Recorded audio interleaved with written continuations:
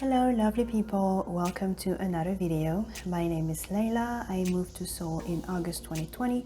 Welcome to my channel where I talk about personal development and my life in Seoul, South Korea. My goal is to make the journey easier for those of you who wish to follow this path. You can find me on Instagram at Miss Clay for more day-to-day content. You can also visit my website where I write articles that will help you level up in life. This video today is for people interested in moving to Korea as a student. I am going to share with you in details how much money I have spent the last 6 months I have been here. I am hoping this will help you get some clarity regarding how much money you will eventually need. Before we start, there are a few things to keep in mind. I will give the amount in Korean won so people can easily convert it to their local currency. For the past 6 months, Seoul was under strict guidelines and restrictions, which means my entertainment category is lower than what one would expect in normal circumstances. I will also briefly explain my lifestyle as I share those numbers. As we all know, the lifestyle you choose to have in this country will determine how much money you end up spending. We are going to cover September, October, November, December, January, and February by category. Okay, let's start with housing. When I arrived in Korea, I did my 2 weeks quarantine at a private residence, and that is not included here. Once I got out, my first accommodation was a Goshiwon. I did a video on it on my channel, feel free to check it out for more details. I stayed there for a month, then moved to an apartment in Gangnam where I stayed until the beginning of March 2021. For the Goshiwon, I had to sign a contract upon arrival. You will need this contract as a proof of housing when you apply for your alien registration card. I also paid a deposit. I went to Daiso for essentials. Daiso has everything from body care to houseware. Nothing is above 5,000 Korean won, so check it out first before you go anywhere else. I ended up breaking the contract and forfeited my deposit. I left because I was unable to work and talk on the phone at night. The walls of Goshiwons are so thin you can hear everything your neighbors are doing.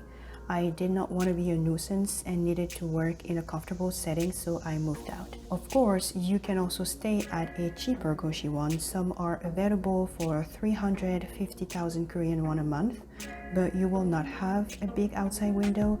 You will share the bathroom with other people. The room might be old and muddy, etc. But again, it depends on what is important to you.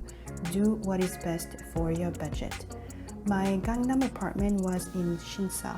It was a 3-bedroom apartment and I rented the biggest room. My friend's friend stayed in the apartment and allowed me to rent a room for however long. I had access to the entire place. It also had a rooftop, a washer dryer available. The place was big, modern, and comfortable. For all that, plus the location, the price I paid was a good deal, except that living in Shinsa wasn't really appealing to me. With COVID, the nightlife was almost non-existent and it defeated the purpose of being in such a hot spot. Also, everything about Shinsa is more expensive. The coffee shop, restaurants, etc. Commuting to the other side of town, the Hongdae area where all my friends lived, was also longer. Once I realized that what I was paying every month for this room in Shinsa could allow me to rent an office style in a different neighborhood, I moved out. It was just a no-brainer for me. Now let's talk about transportation. Transportation in Seoul is amazing. The subway is clean and safe, buses are fast and they run frequently. It cost about 1,250 Korean won for a round trip. Because of COVID, classes are online, so I don't have to commute every day. I also did not go out much, therefore the money I spent on transportation was very low. When things go back to normal, I expect to spend double on what I spent so far. Another cool thing is bike rental. Via an app, you can pay 30,000 Korean won and have unlimited 1-hour access to a bike. Bike stations are everywhere in the city, so you can easily go from one location to another. I averaged around 30,000 Korean won per month on transportation. For 6 months, I did my groceries at a local store that was walking distance away from my house. Generally speaking, foreign food and fruits are more expensive. To be honest, my brain just cannot justify paying 17,000 Korean won for grapes, for example. Like, hell no. As you are looking at this, keep in mind that I cook 90% of what I eat. I rarely order food or eat outside unless I am meeting with friends or I am out and about and happens to be hungry. So what you see is basically grocery shopping. My staple items are the ones I listed. If you intend to eat outside because you hate cooking, the average cost of a meal is 10,000 Korean won. You will get a dish and some side dishes as well. If you decide to eat foreign food, then it will be more expensive. If you enjoy cooking as much as I do, I believe 300,000 Korean won is enough for one person per month.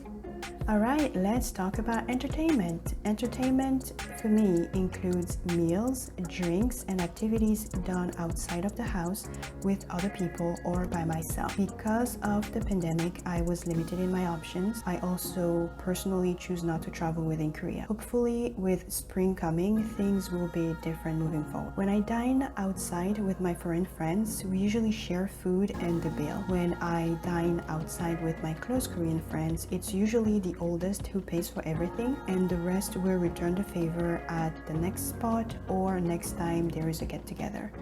Drinks in popular neighborhoods like Hongdae or Itaewon are usually around 10,000 Korean won. You might pay a cover to get in, but drinks will always be included. There are plenty of fun and cultural activities in Seoul that are either free or cost less than 5,000 Korean won. So don't worry, you will have tons of options. This is how much I have spent in 6 months. I am hoping to spend more the upcoming month because that would mean a better social life for me. Alright, let's move on to my phone. So I have a 2-year contract with KT, which is a local company. My high-speed internet is not unlimited. I took the cheapest plan they had available. It came with a phone, I think a low-level Samsung or LG phone, I don't recall. I gave that phone away to a friend who needed it more than I did. I got my plan in November and started paying my bill in December. It is 50,000 Korean won per month. Alright, let's talk about something that is not particularly fun, but you know, that's just me. Let's talk about shopping. Let it be known that I do not like shopping. I do not have the patience for it. I only shop if I am looking for something in particular. I do not find it fun to browse aisle, try things on, etc. I also prefer thrift shopping and vintage stuff. I haven't gone in a regular store in ages. Thrift shopping is obviously budget friendly, so I would highly recommend you give it a try when you get here. The only store I know so far and the only store I've been to is Vin Prime in Gangnam. This is how much money I had spent the last 6 months in terms of shopping.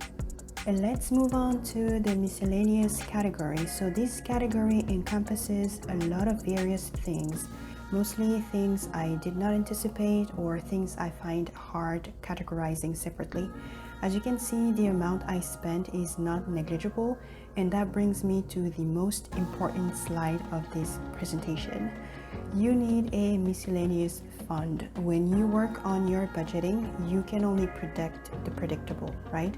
So what about the things that are going to come out of nowhere? Who is going to take care of them? Trust me, you want to have money set aside for those last-minute needs or emergencies. So try to include that in your budgeting.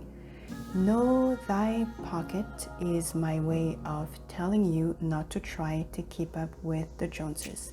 You will be surrounded by all types of people who have worked hard and saved the money to come to Korea, therefore cannot afford to spend money recklessly. You have those who still have jobs and income coming in, so they can afford a lot of things.